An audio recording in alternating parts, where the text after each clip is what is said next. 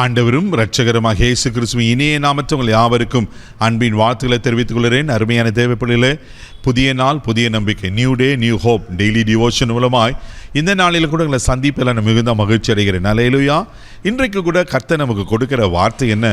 1 கொரிந்தியர் புஸ்தகம் 10ஆம் அதிகாரம் 13வது வசனம் கூட வாசிக்க கேட்போம். மனுஷருக்கு நேரிடுகிற சோதனையை அல்லாமல் வேறே சோதனை உங்களுக்கு நேரிடவில்லை. தேவன் உண்மை உள்ளவராய் இருக்கிறார். உங்கள் திராணிக்கு மேலாக நீங்கள் சோதிக்கப்படுவதற்கு அவர் இடம் கொடாமல் சோதனையை தாங்கத்தக்கதாக சோதனையோடு கூட அதற்கு தப்பிக்கொள்ளும்படியான போக்கையும் உண்டாக்குவார். அல்லேலூயா. பாருங்க, அப்போஸ்தலனாகிய பவுல் கொரிந்து சபைக்கு ஒரு முக்கியமான ஒரு காரியத்தை சொல்லுகிறார்.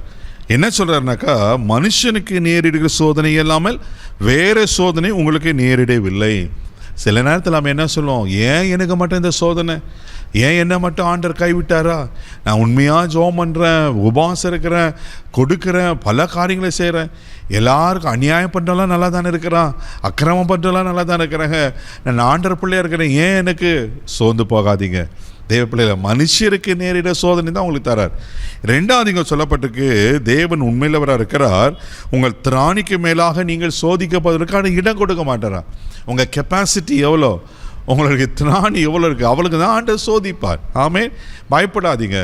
ஒருவேளை உங்கள் ஒரு பிள்ளை ஒரு 5 கிலோ வெயிட்டு தூக்க முடியும், 5 கிலோ வெயிட்டு தான் அவங்க தகப்பன் கொடுப்பாங்க. அது 50 கிலோ வெயிட்டு கொடுக்க முடியுமா? எந்த பொல்லாத பெற்றோர் கூட அப்படி செய்ய மாட்டாங்க.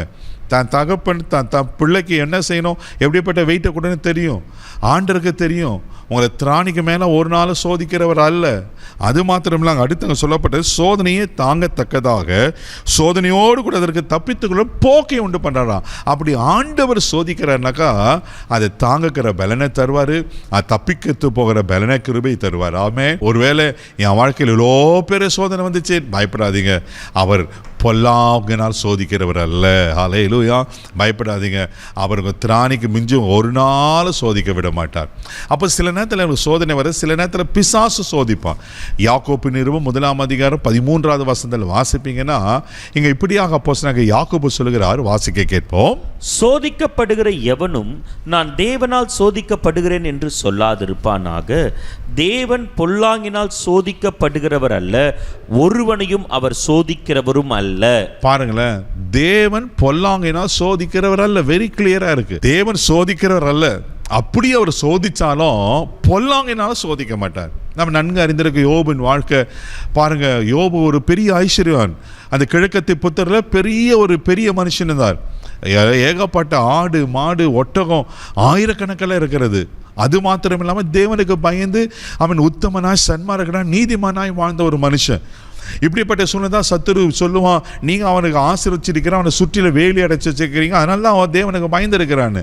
அதெல்லாம் எடுத்து பாருங்க, அவன் யாருன்னு உங்களுக்கு தெரியும் அப்படின்னு சொல்லிட்டு பாருங்க. ஆண்டவர் தைரியமாக பிசாசுகளை ஒப்பு கொடுக்குறார். ஜீவனை தவிர நீ என்னென்ன செய்யணும்.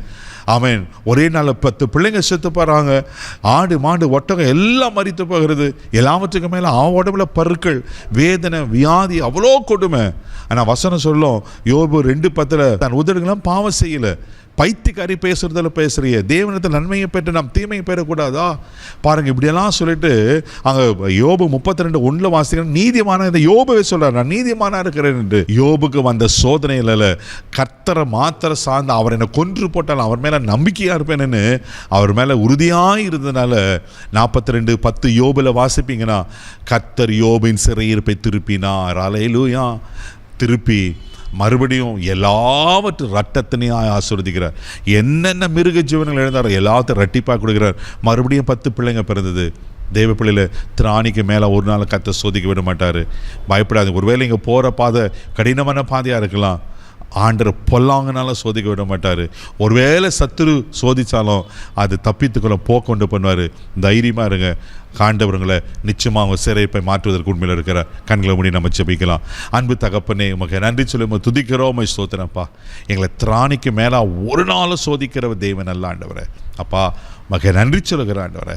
எங்களை பொல்லாங்கினாலும் சோதிக்கிற தேவன் அல்ல ஆண்டவரே. ஒருவேளை என் வாழ்க்கையில் இப்படி சோதனை இருக்கேன்னு சோதனை பாடுகள் வழியாக கடந்து போவாங்கன்னா ஆண்டவரே, யோபின் சிறையிருப்பை மாற்றின கர்த்தர் எங்கள் சிறையிருப்பை மாற்றுங்க.